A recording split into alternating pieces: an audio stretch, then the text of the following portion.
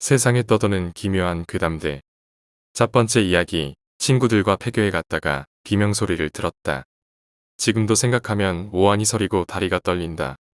무더웠던 한여름밤, 그때 우린 고등학생이었다. 나와 친한 친구 A와 B는 서로 강한 척을 하고 싶어 담력시험을 하기로 했다. 우리 동네엔 몇 년 전 폐교된 학교가 있었다. 터가 별로 좋지 않고 철거회사가 철거 중 부도나는 바람에 군데군데만 허물어져 을씨년스러운 분위기를 풍기는 폐교였다. 여느 흉가나 폐교가 그렇듯 각종 근거 없는 소문도 많이 떠돌았다. 우린 담력시험엔 그 폐교만한 곳은 없다 생각하고 그곳에 가기로 했다.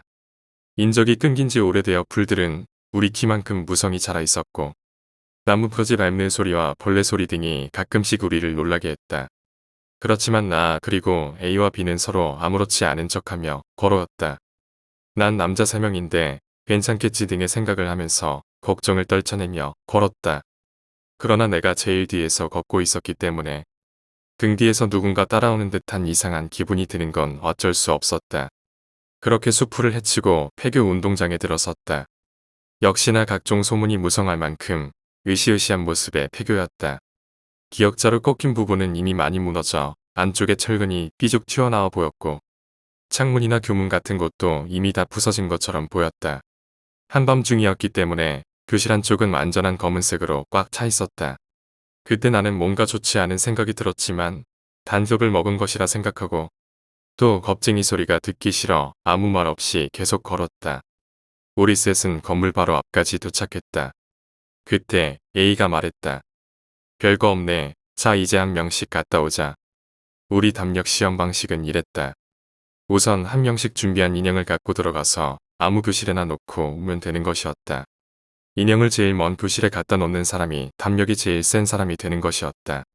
혼자 들어가는 것이 위험하지 않을까라고 생각했지만 그땐 단지 폐교일 뿐이니 괜찮다고 다들 동의했고 밖에 두 사람이 있으니 아무 일 역시 없을 거라 생각했다. 우린 가위바위보로 순서를 정했고 첫 번째는 나, 두 번째는 B, 마지막은 A가 되었다.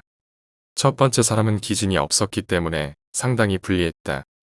최대한 멀리 갖다 놓지 못하면 지는 것이었다. 어쨌든 내가 먼저 출발하게 되었다. 살아 돌아와라. 인형 던지기 없기다. A와 B는 각자 한마디씩 농담을 던졌다. 난 기압을 넣고 출발했다. 그리고 복도에 들어서는 순간 엄청난 한기에 맞닥뜨렸다. 나도 모르게 숨을 삼켰다. 아무리 건물 안이라지만 이렇게까지 차가울 수 있는 건가? 방금 전까지만 해도 더워서 땀이 흐르던 몸은 이내 덜덜 떨며 식은땀을 흘리는 몸으로 바뀌어 있었다. 아무것도 안 보이는 새까만 복도 창문으로 달빛이 아주 조금 들어오긴 했지만 그건 오히려 공포를 더하는 조명에 불과했다. 난 플래시를 켜는 게 더 두려웠다. 무언가 내 앞에 바로 튀어나올 것만 같았다. 하지만 켜지 않으면 교실을 찾을 수 없었다. 난 눈을 질끈 감고 플래시를 켰다. 난 숨을 참고 실눈을 떴다. 아무것도 없었다.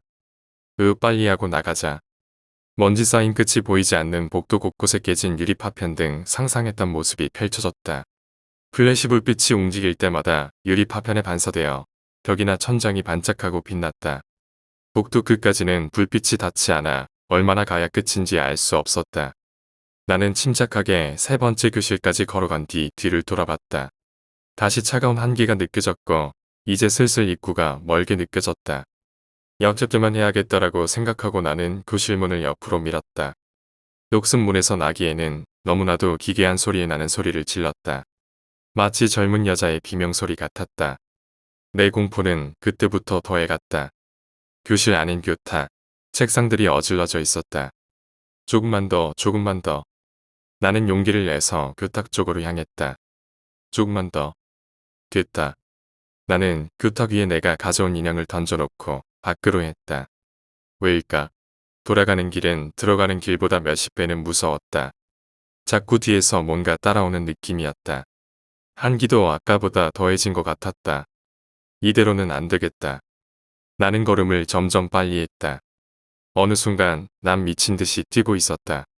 쿵쿵쿵 내가 뛰는 소리가 복도에 울려 퍼졌다. 이렇게 멀었나? 입구는 이상하리만큼 멀게 느껴졌다. 나는 더 속도를 더했다. 제발. 아. 나는 외마디 비명을 외치며 밖으로 나왔다. 뭐야 너. 야 괜찮냐. 뭐 이렇게 뛰어와. 친구들은 땀에 젖어 헐떡거리는 나를 보고 마구 비웃었다. 그렇지만 난 일단 빠져나왔다는 안도감의 비웃음 따윈 안중에도 없었다. 다행이다. 난 뒤를 돌아 복도를 바라보았다. 칠흑 같은 어둠 외에 아무것도 없었다. 어휴 겁쟁이. 얘 옷 젖은 거 봐라. 어쨌든 미션 클리어다. 고생했어. 다음은 내 차례네. 마지막인 A는 계속 나를 놀려대기 바빴고 이어서 B가 들어갈 준비를 했다. B는 원래부터 겁이 별로 없는 성격이었다. 갔다 올게 난 무조건 제일 끝에 놓고 올 거야 기다려. 그러고 B는 출발했다. 밖은 역시나 후덥지근했다. 안에서의 한기는 역시 이상했다. A와 나는 바닥에 누워 하늘을 바라보았다. B는 겁이 없으니 진짜 마지막까지 갔다 오겠지? A가 말했다.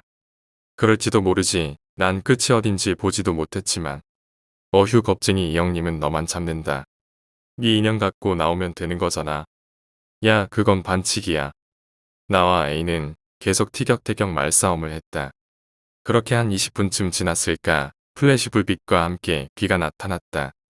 별거 아니네 생각보다 깊지도 않고 담력은 무슨.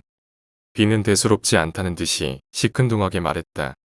시시하네 이럴 줄 알았다니까. A가 말했다. 그리고 네 인형은 내가 갖고 나왔어. B가 내 인형을 흔들며 말했다. 뭐야 내가 가지고 나오려고 했는데. A가 투덜대며 말했다. 에라이 그럼 난 2층까지 갔다 와야 되는 건가? 그럼 B도 이기는 거지? 큰 소리 치지 말고 다녀오기나 하세요. B가 다 그쳤다. 그리고 안은 추우니까 감기 조심하고. B도 한기를 느끼는 걸 보니 사람은 사람인가 보다 하고 생각했다. 다녀올게. A는 플래시를 들고 출발했고 B만큼은 아니지만 그래도 담력은 보통 이상이었다. 그나저나 너도 참 겁 많다. B가 말했다. 복도 끝까지 가긴 너무 무서웠어. 그리고 교실 문을 열었을 때 비명소리 같은 게 들려서 죽을 뻔했다고. 나는 이미 꼴찌를 할 것 같은 마음에 약간 짜증 섞인 목소리로 대답했다. 교실 문. 무슨 소리야? B가 놀라며 말했다. 내 인형 말이야 교실에서 갖고 나온 거 아니었어? 나는 B가 장난을 친 거라 생각했다. 무슨 소리야 이 인형은 들어가자마자 얼마 안 있어서 복도에 떨어져 있었는데. 난 내가 인형만 던지고 도망쳐 나온 줄 알았어. 난 심장이 멎는 것 같았다. 분명 장난일 것이다. 장난치지 마. 난 분명히 세 번째 교실 교탁에 놓고 왔다고. 하지만 B의 표정은 장난이라고 보기엔 너무 진지했다. 이거 내가 갖고 온 인형 아니야? 난 B가 내민 인형을 보고 숨이 멎을 뻔했다. 그 인형은 내가 갖고 온 인형이 맞았다. 그렇지만 뭔가 이상했다. 얼굴 부분이 이상하게 터져 있고 팔다리가 괴상하게 꺾여 있었다. 내가 갖다 놓을 때까지만 하더라도 멀쩡한 인형이었다. 난 놀라서 B가 들고 있던 인형을 손으로 쳐버렸다. 인형은 팔다리가 꺾인 이상한 모양으로 바닥에 떨어졌다. 왜 그래? B는 화를 내며 소리쳤다. 내 인형은 저렇지 않았어. 멀쩡했다고. 뭐. B 역시 뭔가 심상치 않다는 걸 느낀 듯이 진지한 표정으로 나에게 자초지종을 물었다. 난 내가 들어가서 있던 일을 말했고 B는 내 얘기를 다 듣고 얼굴이 창백해졌다. 내 말이 사실이라면 뭔가 잘못됐어. 얼른 돌아가는 게 좋겠다. B는 나에게 돌아가자는 제안을 했고 나 역시 동의했다. 그때였다. 복도 안쪽에서 A의 비명소리가 들렸다. 큰일이다. 나와 B는 무서운 것도 있고 일단 소리가 난 쪽으로 미친 듯이 달려갔다. 살려줘. 다시 A의 비명소리가 들렸고 우린 A의 비명소리가 들린 교실 문을 열었다. 이거 뭐야 안 열려. 나와 B는 같이 문을 잡고 옆으로 밀었지만 문은 마치 벽처럼 고정된 것 마냥 꿈쩍도 하지 않았다. 꿈쩍도 안 하잖아. 에이, 괜찮아. 쾅쾅. 우린 문을 때려보고 발로 차고 별짓을 다 해봤지만 꿈쩍도 안 했고 안쪽에서 A의 비명소리는 계속됐다. 안 되겠어. 밖으로 가서 도움을 청하자. B는 밖으로 나가 도움을 청하자고 했고 나와 B는 다시 교문 쪽으로 달려가기 시작했다. 그때였다. 각종 교실 문과 창문들이 제멋대로 열리고 닫히며 듣기 싫은 소리를 내질렀다. 빨리 뛰어. 빨리. 나와 비는 죽을 힘을 다해 달려 복도 밖으로 나왔다. 무섭고 힘들었다. 그렇지만 쉴 틈이 없었다. 계속해서 수풀을 헤치고 달려 우린 경찰서까지 달려갔다. 심장이 터질 듯이 뛰었고 귀에서 두근대는 심장 소리가 울렸다. 온몸이 땀에 흠뻑 젖은 채로 경찰서로 들어갔다. 그리고 빨리 도와달라고 소리쳤다. 경찰 아저씨들은 놀란 표정이었고 처음에 우리가 장난을 치는 줄 알았지만 우리의 상태와 그 폐교에서 놀았다는 이야기를 듣자 다들 얼굴빛이 바뀌며 서둘러 우리를 차에 태우고 그 폐교로 향했다. 경찰차 2대가 학교에 도착했다. 어디야? 빨리 앞장서라. 경찰 아저씨들 모두 플래시와 곤봉을 들고 따라오고 우리는 다시 A의 목소리가 들렸던 곳으로 달려갔다. A, A 괜찮아. 우리는 문을 두드리며 A를 불렸다. A의 비명소리는 더 이상 나지 않고 있었다. 이 문이 안 열려요. 경찰 아저씨들은 문을 밀어보더니 꿈쩍도 하지 않자 창문을 깨고 들어가려고 곤봉으로 창문을 내리쳤다. 그렇지만 창문 역시 꿈쩍하지 않았다. 마치 교실 안이 무언가로 꽉 찬 것 같았다. 안 되겠다. 다 같이 문을 밀자. 우리를 포함해 경찰 아저씨 4명이 모두 문에 달라붙어 밀기 시작했다. 밀어. 꿈쩍도 하지 않던 문이 조금씩 흔들리기 시작했다.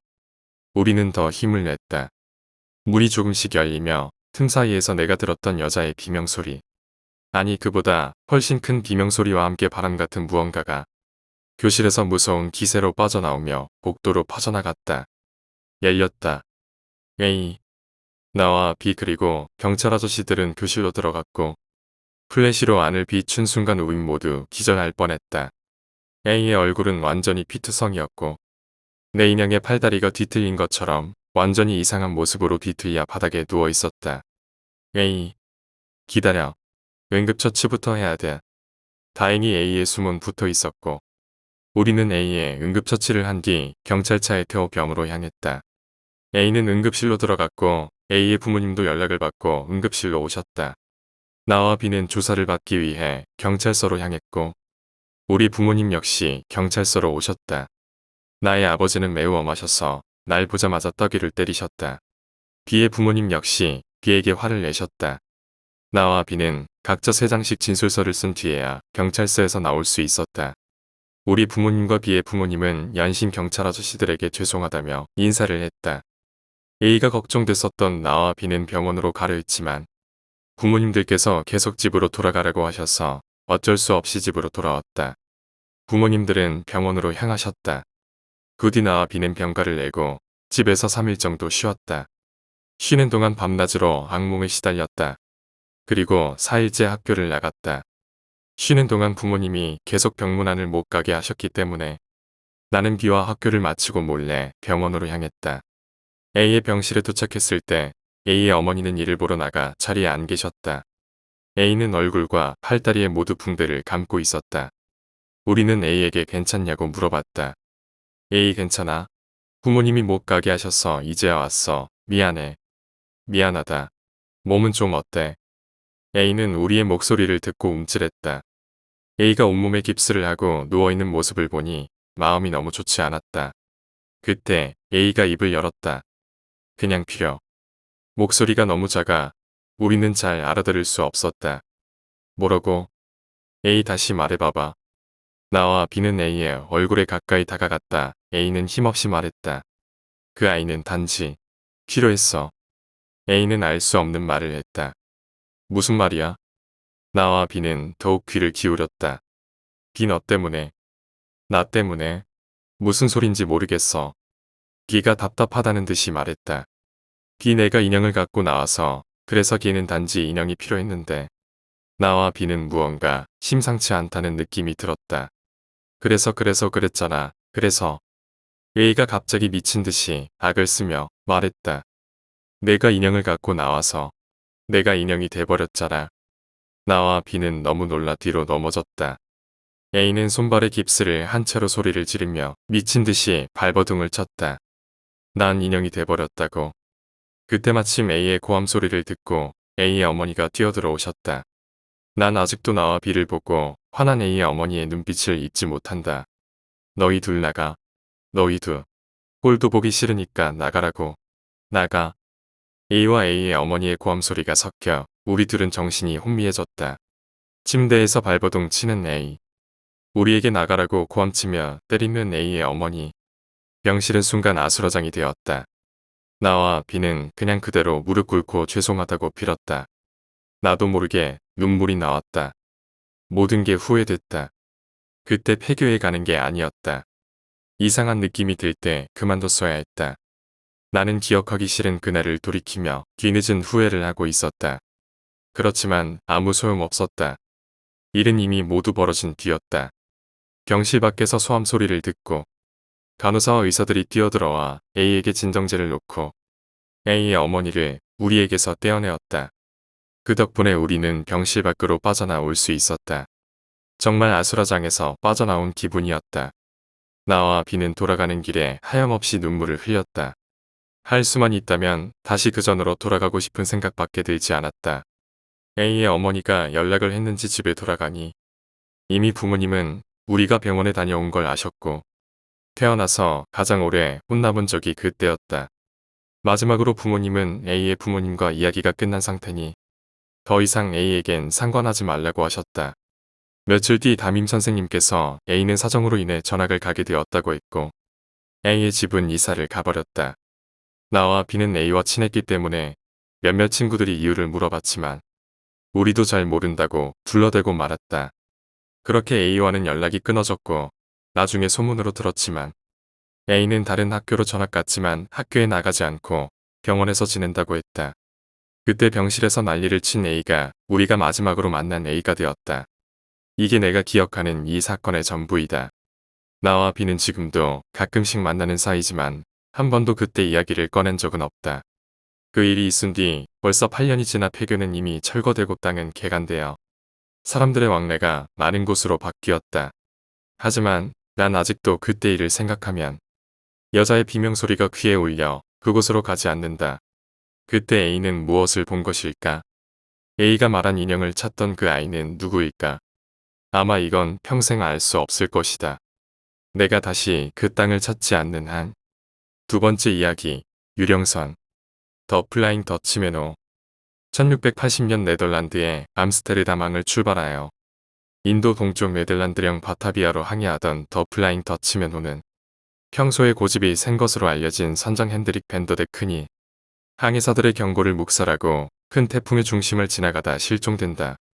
네덜란드 정부에 의해 침몰되었다고 발표된 더 플라잉 더치맨호는 배가 정확히 어느 지점에 침몰이 되었는지 몰라 배의 잔해를 찾을 수 없었다. 하지만 분명 침몰이 되었다고 믿어진 더 플라잉 더치맨호는 1680년부터 1942년까지 수십여 척의 민간 선박들과 군함들에 의해 목격되어 오늘날 세계에서 가장 유명한 유령선으로 남게 되었다. 돌아온 함장. 1899년 영국 해군의 기암 빅토리아호는 항해사의 항로계산 실수로 인해 다른 군함과 충돌을 하는 사고가 발생하여 바닷속으로 침몰했다. 358명의 승무원이 목숨을 잃은 당시 사고는 같은 시각에 런던에서 파티를 열고 있던 빅토리아호의 조지 트라이온 함장 가족들에게는 바로 알려지지 않았으며 트라이온 함장의 친구들은 분명 바다에 나가 군사훈련을 하고 있어야 할 함장이 파티장에 나타나 복도를 걷는 모습을 목격했다. 그 후 함장이 사고로 사망했다는 소식을 들은 가족들과 친구들은 당시 파티장에서 목격된 함장은 누구였는가라는 의문을 가졌고 1899년에 가라앉은 빅토리아호는 그 후로도 계속 바다에서 목격이 되어 유명한 유령선으로 알려졌다. 메리 실레스트호의 유령. 1872년 1700여 통의 술 드럼통을 싣고 미국에서 지브롤터 해협으로 항해하던 메리 실레스트호는 배가 아무런 해상 신호를 하지 않는 것을 이상하게 여긴 포르투갈의 해군 함정 그라티아호에 의해 강제 정선을 당하고 조사를 받았다. 완벽한 항로로 항해하던 메리 실레스트호를 조사하던 데이 그라티아호의 승무원들은 기괴하게도 메리 실레스트호에 승무원들이 타고 있지 않은 것을 발견한 뒤 해상경찰에 연락하여 선박을 인계하였다. 분명 해적이나 승무원들의 내부적인 갈등에 의해 무슨 일이 일어나 배 안에 사람들이 숨졌을 것이라고 추측한 포르투갈의 경찰은 배 안에 아무런 손상이 없고 1700여 통의 술 드럼통들이 그대로 있는 것을 보고 당시 없어진 사람들을 찾기 위한 대대적인 수색 작업을 벌이기 시작했다. 배 안에서 항해 일지를 발견한 경찰은 마지막으로 기록이 남겨진 날짜가 배가 발견된 날로부터 무려 한 달 전이었음을 알고 배가 혼자서 한 달간 대서양을 건너왔다는 사실을 믿을 수 없었다. 위의 이야기 외에도 세계도처에서 많이 목격되고 있는 유령선들의 정체는 무엇일까? 혹시 유령선으로 출몰하는 배들 중에는 버뮤다 삼각지대와 같은 볼텍스 지역을 우연히 통과하다 영원한 4차원의 미아가 되어버린 배들이 있는 것은 아닐까? 세 번째 이야기, 유령과의 동승. 내가 갓 20살이 되고 대학 가서 캠퍼스 생활을 즐기며 매일 술 먹고 토하고 하며 20살을 즐기고 있을 때였지. 어영부영 1학기를 마치고 여름방학이 왔어. 그 전에 우리 집 상황을 설명하자면 고2 때까지 인천에서 살다가 아버지 사업 때문에 충청도에 있는 완전 시골 쪽으로 이사를 오게 됐지. 그 덕에 주택이라 마당도 있고 여름이면 가까운 계곡으로 가서 놀 수도 있고 좋은 점도 있었어. 여름방학을 맞아 대학교 친구들에게 우리 집에 놀러와서 휴가를 보내자고 제안을 했고 내 친구들은 흔쾌히 콜했지. 여름 휴가 가면 숙박비, 교통비, 식사비 뭐 이것저것 돈 많이 드는데 우리 집에 오면 돈도 많이 굳고 이래저래 좋았던 거지. 우리 집에 총 7명씩 검은 남자애들 많았지. 나까지 포함 8명은 그렇게 읍내에 가서 장을 보고 봉고차를 몰고 계곡을 왔지. 신나게 물놀이를 하고 집으로 돌아와 고기 구워 먹고 술도 먹고 그렇게 하룻밤을 보냈지. 이튿날 저수지에 가서 낚시도 하고 PC방도 가고 뭐 이것저것 하면서 놀았던 것 같아. 그러고 집에 들어가서 야식 배달시켜서 소주 한잔 하려고 택시 타는 곳까지 가는데 마침 택시 2대가 딱 서 있는 거야. 여기서부터가 중요해. 그때 시간이 밤 12시 정도였던 걸로 기억해. 8명이 길을 걷는데 나 포함 3명이서 20m 정도 앞에 걸어가고 있었고 뒤쪽에 5명이 걸어오고 있었지. 우리 3명은 당연히 앞에 있는 택시에 탔고 1명이 더 타기를 기다리고 있었는데 뒤쪽 택시에 5명이 다 타고 문을 닫는 거야. 그래서 우리는 병신들 막 이러고 쪼개면서 가고 있었지. 가다가 신호가 걸려서 멈춰 있는데 뒤쪽 택시가 옆 차선에 같이 서더라. 그러더니 친구들이 창문을 내리고 막 뭐라 하는데 마침 신호가 딱 바뀌어서 바로 출발했지. 뭐라 하는지는 못 듣고 그리고 우리 집 앞에 도착했어. 우리 집이 공장이랑 붙어 있어서 인근에 집도 없고 끼엄끼엄 다른 공장들만 있어서 불빛이 거의 없어. 택시에 내리니깐 뒤쳐도 바로 오더라고. 그러더니 정색을 하면서 우르르 내리는 거야. 난 뭐지? 이러고 있는데 너네 몇 명 탔냐고 물어보더라. 당연히 3명이라고 했지. 근데 갑자기 뒷차 택시 기사님이 앞차에 4명 타는 걸 봤다는 거야. 보조석에 탄 친구랑 뒷차의 마지막에 탄 친구랑 이렇게 3명이. 내가 탄 앞차에 분명히 4명이 탔다는 거야. 그때부터 뭔가 이상했지. 마지막에 탄 놈은 앞차에 4명이 탔으니 이 차에 타면 되겠구나 하고 탔는데 웬걸 꽉 차 있는 거 보고 정말 황당했대. 뒷좌석 중간에 분명 하얀색 옷을 입은 여자가 타는 걸 봤다는 거지. 뒷차가 따라오면서 뒷좌석에 3명이 있는 걸 봤는데 차가 흔들거리면 뒤에서 보면 머리 흔들거리잖아. 그렇게 머리 3개가 흔들리는 걸 똑똑히 봤다는 거야. 그런데 어느 순간 머리 하나가 사라졌더래. 그게 귀신인지 아닌지는 모르지만 그때 우리는 술도 안 먹고 정신도 말짱했거든. 그 말하고 택시가 가니깐 정말 깜깜한 거야. 그리고 침묵이 흘렀어. 그렇게 3초 동안 멍하고 있는데 갑자기 소름이 쫙 돋으면서 너나 할 거 없이 우리 집까지 택시 내린 데서 50m 정도 되는데 뒤도 안 보고 막 뛰어갔지. 그때 뒤돌아보면 왠지 하얀색 옷 입은 여자가 쫓아올 것 같아서 말이지. 그러고 야식 시키고 술 먹으니깐 무서운 것도 없어지더라. 네 번째 이야기, 친구. 싸늘한 산들바람이 목을 휘어 감았다.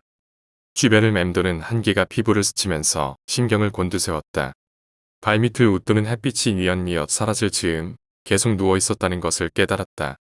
손으로 바닥을 더듬더듬 짚으며 몸을 억지로 일으켜 세웠다. 그 순간 꽉 다물어진 입이 자연스레 열렸다. 온몸을 쇠몽둥이로 맞은 듯한 느낌이 들었다. 목구멍에서 뜨거운 것이 마구석 굳혔다. 종아리뼈에 금이 간 듯 찌릿찌릿했다. 두 다리로 온전히 서 있기가 힘들었다. 순식간에 앞으로 고꾸라졌다.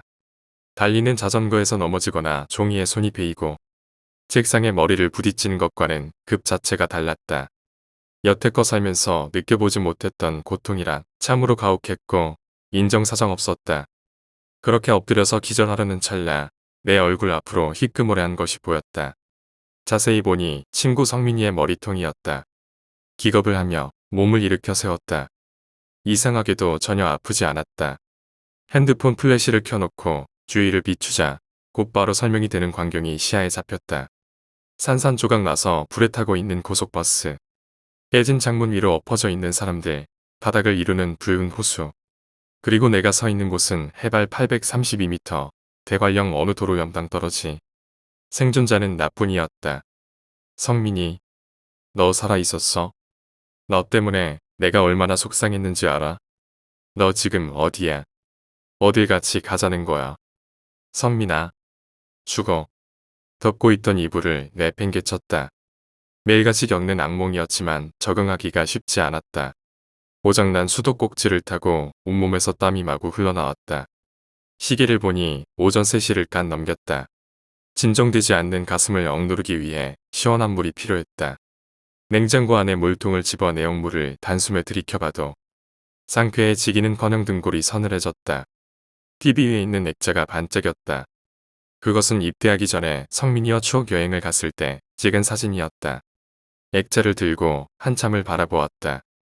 사진 속 활짝 웃고 있는 두 남자는 우스꽝스러운 포즈를 취하고 있었다.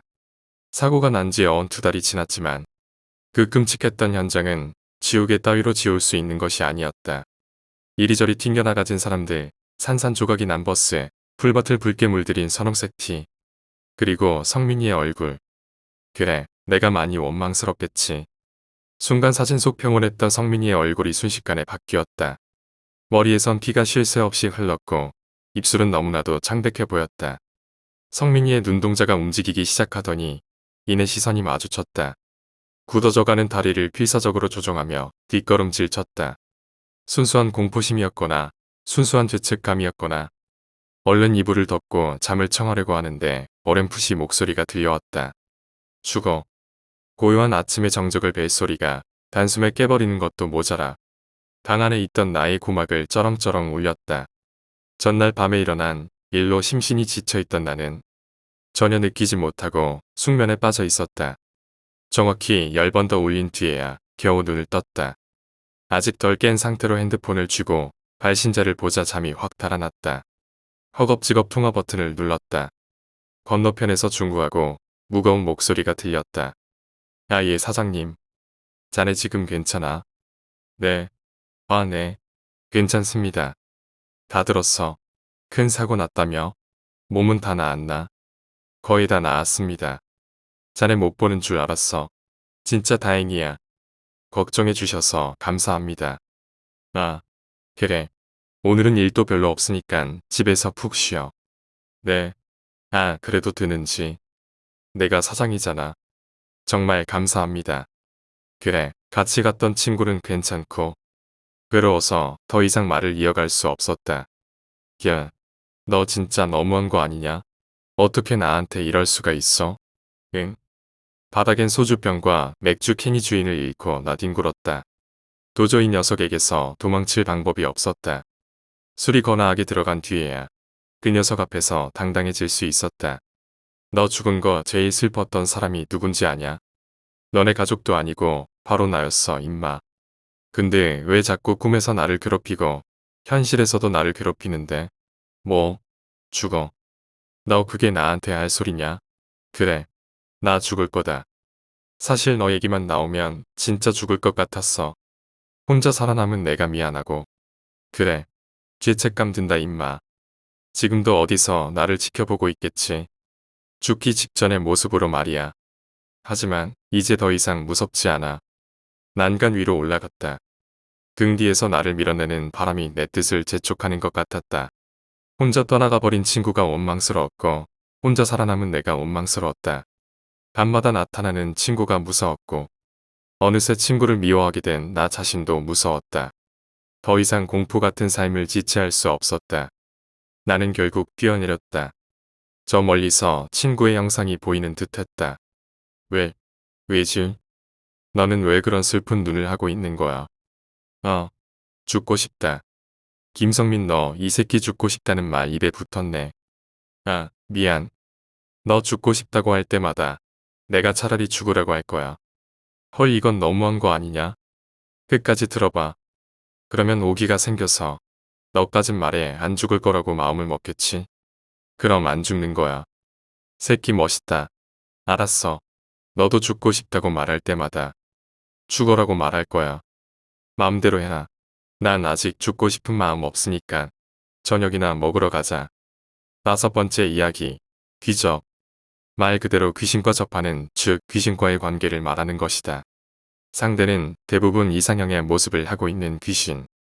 대부분이 남성에게는 여성으로, 여성에게는 남성의 모습으로 나타난다. 이쪽에 관한 전문 지식은 없어서 상대에 따라 모습을 바꾸는 것인지 아니면 성별에 따라 귀신 또한 성별에 맞추어서 나타나는 것인지는 모른다. 하지만 대부분 그 모습이 매우 황홀할 정도라는 것은 변함없는 듯하다. 내게는 매번 다른 모습으로 다가와. 인기 아이돌의 모습, 여배우의 모습, 내가 짝사랑했던 여인의 모습, 어디서 본 적은 없지만 매우 아름다운 모습 등등. 정말이지 미인이라는 단어가 어울리는 모습만을 하고 나타난다. 그래서일까? 처음 귀접을 하게 되었을 때 나는 정말로 좋아했었다. 느낌 또한 매우 생생하였기 때문에 솔로인 내게는 매우 좋은 경험이었다. 하지만 갈수록 몸이 쇠약해지는 게 느껴지자 어쩌면 위험할지도 모른다는 생각이 들기 시작했다. 그래서 인터넷 검색을 하는 등 알아보자 귀접은 매우 위험한 행동인 것을 알게 되었다. 심하면 죽음까지도 불러오는 행동이라는 것을 알고 나는 덜컥 겁이 났다. 그리하여 귀접을 더 이상 하지 않으려고 시도는 해보았지만 쉽지가 않았다.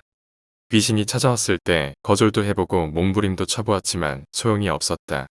오히려 거절을 하려고 할 때마다 귀신은 좀 더 과격하게 좀 더 거칠게 나를 범하다시피 하였고 내가 계속 발버둥을 치자 내게 욕설까지 쏟아부었다. 시발놈아 너도 좋잖아.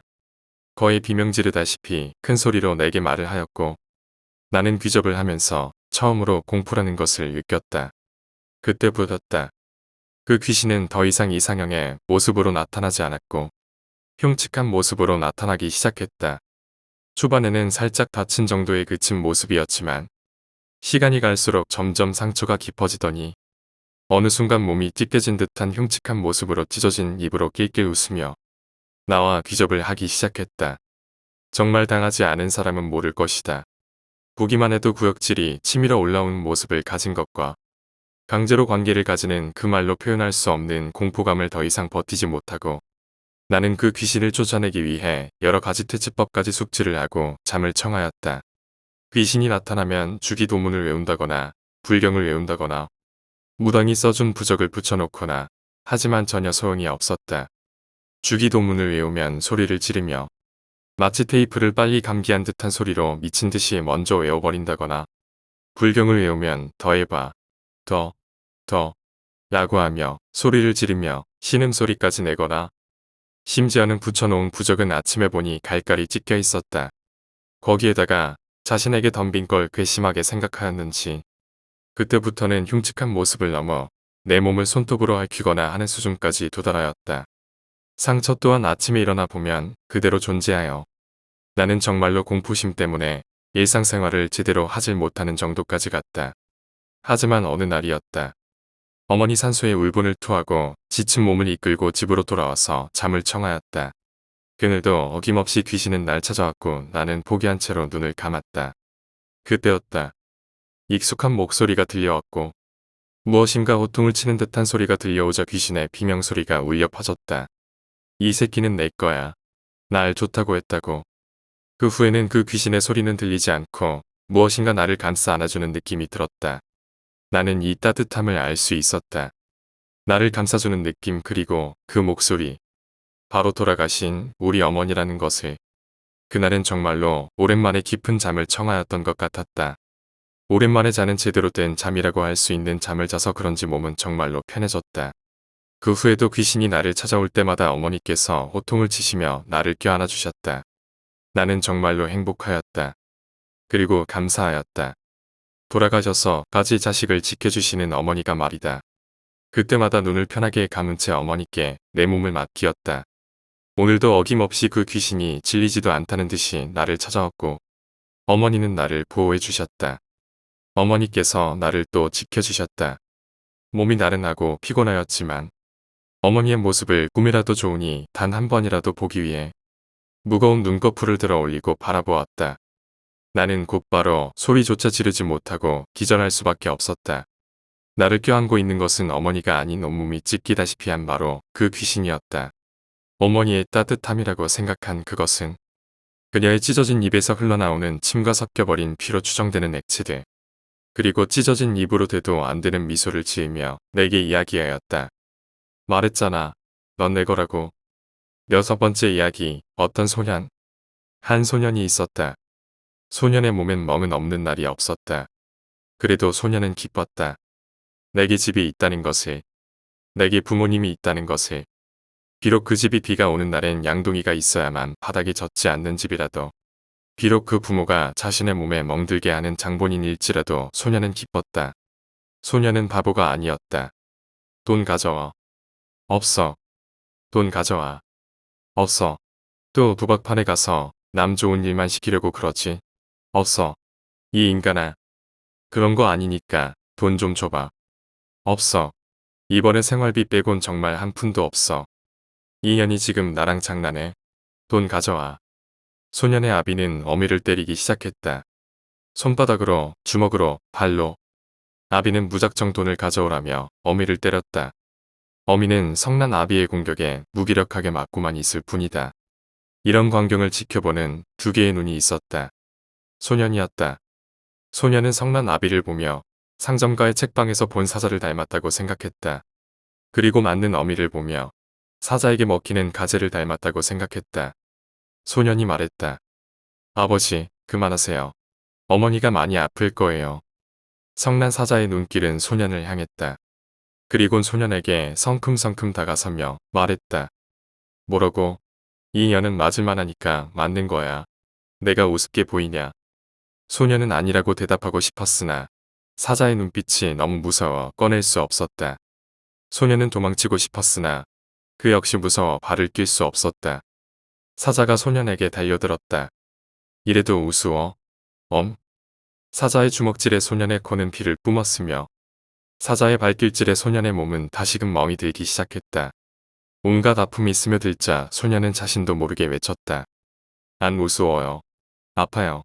그만 때리세요. 사자는 갑작스러운 소년의 외침에 당황했다. 하지만 얼마 안 가 또다시 분노가 치밀었고 좀 더 세게 소년을 때리기 시작했다. 이게 어디서 소리를 질러. 이젠 말 좀 한다고 대드는 거냐. 그래도 우습다 이거지. 다시 시작된 사자의 공격에 소년은 웅크릴 수밖에 없었다. 웅크린 채 맞는 소년을 본 가젤은 사자를 말리지 않았다. 오히려 자신이 안 맞으니 다행이라 여기는 듯했다. 지독한 이 시간이 얼마쯤 지났을까. 사자는 집을 나가버렸고 가젤은 상처를 추스르며 또다시 바느질을 할 뿐이었다. 아무도 일어날 기력조차 없는 소년을 돌봐주지 않았다. 소년은 슬펐다. 소년은 바보가 아니었다. 다음 날 밝은 햇살에 깨어난 소년은 곰곰이 생각해 보았다. 아버진 왜 내가 아프다고 말하였는데도 계속 때린 것일까? 그리고 난 왜 맞은 것일까? 얼마간의 생각 끝에 소년은 한 가지를 떠올렸다. 내가 말을 해서 맞은 걸 거야. 내가 말을 안 했다면 맞지 않았을 거야. 그러고 보니 소년은 정상적인 대화를 나누어 본 적이 없었다. 사자는 사자대로, 가젤은 가젤대로 시끄럽다며 자주 때리곤 했을 뿐이다. 이런 생각을 하며 소년은 결심했다. 앞으로 말을 하지 말자. 그러면 맞는 일도 없을 거야. 소년은 답을 찾은 것이다. 소년은 바보가 아니었다. 소년은 이후로 말을 하지 않았다. 어느 날 사자가 술에 취해 가젤을 때려 죽게 했어도 말을 하지 않았다. 어느 날 사자가 화장품 냄새가 짙은 여자를 집에 데리고 왔어도 말을 하지 않았다. 어느 날 화장품 냄새 짙은 여자가 자신을 집에서 내쫓았어도 말을 하지 않았다. 내쫓기는 자신을 바라보며 무덤덤이 술만 마시고 있던 사자를 보고도 말을 하지 않았다. 세상에 버려진 소년은 말을 하지 않았다. 소년은 어디로 향하는지도 모르는 길을 따라 무작정 걸어가기 시작했다. 소년은 바보가 아니었다. 소년이 세상에 버려진 지 15년이란 세월이 흘렀다. 더 이상 소년이 아니게 된 소년은 어떤 사람의 손에 이끌려 어느 도살장에 끌려갔었다. 어떤 사람은 도살장 주인에게 소년을 넘겨주며 돈을 받았다. 주인은 소년을 끌고 가 피비린내 진득한 옷을 입혀주며 일을 시켰다. 이때까지도 소년은 역시 말을 하지 않았다. 묵묵히 주어진 일만 할 뿐이었다. 그렇게 소년은 일만 했다. 주인은 소년이 묵묵히 일을 잘하는 것에 대해 만족했다. 소년은 주인이 자신을 때리지 않는 것에 대해 만족했다. 그리고 역시 말을 안 하면 맞지 않아라고 생각했다. 소년은 바보가 아니었다. 어느 날 소년이 일을 하러 골목길을 지나고 있었다. 탈썩. 묵묵히 걷던 소년의 귀에 무언가 쓰러지는 소리가 들렸다. 소년은 이 소리를 기억하고 있었다. 어렸을 적 사자가 가젤을 죽였을 때 가젤이 쓰러지며 냈던 소리였다. 소년은 소리가 난 쪽으로 갔다. 소년의 발길이 멈춘 곳엔 한 여인이 쓰러져 있었다. 여인의 배엔 새빨간 장미꽃이 점점 크게 퍼져가고 있었으며 여인의 얼굴엔 붉은 피멍이 들어 있었으나 소년은 개의치 않았다. 단지 여인의 얼굴만 주시했다. 매우 아름다웠다. 소년은 죽어가는 여인을 보며 생각했다. 어떤 사자가 이토록 아름다운 가젤을 죽인 걸까? 소년이 곰곰이 생각하고 있을 즈음에 휘슬 소리가 들렸다. 갑작스러운 휘슬 소리에 깜짝 놀란 소년은 소리가 들려온 곳을 바라보았다. 4명의 경찰이 휘슬을 불며 소년에게 달려왔다. 요란스럽게 달려온 경찰 중 주황색 코수염을 멋지게 기른 한 경찰이 소년에게 물었다. 이게 어떻게 된 건가? 소년은 말하지 않았다. 설마 자네가 이 여인을 죽인 건 아니겠지? 역시 말하지 않았다. 이런 저 죽일 체포해. 경찰 중 키가 크고 상당히 마른 경찰이 곤봉을 꺼내 소년의 머리를 내리쳤다. 소년은 오랜만에 느껴보는 아찔한 고통과 함께 정신을 잃었다. 소년은 경찰의 물음에 답하지 않았다. 소년은 바보가 아니었다. 이에 본 법정은 교수형을 선고하는 바이다. 땅땅땅. 단단한 나무들의 마찰음이 3번 들리자 소년의 곁에 있던 코수염 경찰은 소년을 데리고 광장으로 나왔다. 광장엔 이미 많은 사람들이 소년을 보러 나와 있었다. 소년은 이처럼 많은 사람들이 모여있는 것이 신기했다. 왜들 이렇게 모여있는 걸까? 코수염 경찰의 인도하에 소년은 생전 처음 보는 괴상한 나무 받침대에 올라섰다. 코수염 경찰은 소년을 네모난 홀이 파인 곳에 소년을 세우곤 나무 받침대에서 물러섰다. 금색 장식의 붉은 바탕의 옷을 입고 괴상한 모자를 쓴 노인이 말했다. 마지막으로 할 말은? 소년은 말을 하지 않았다.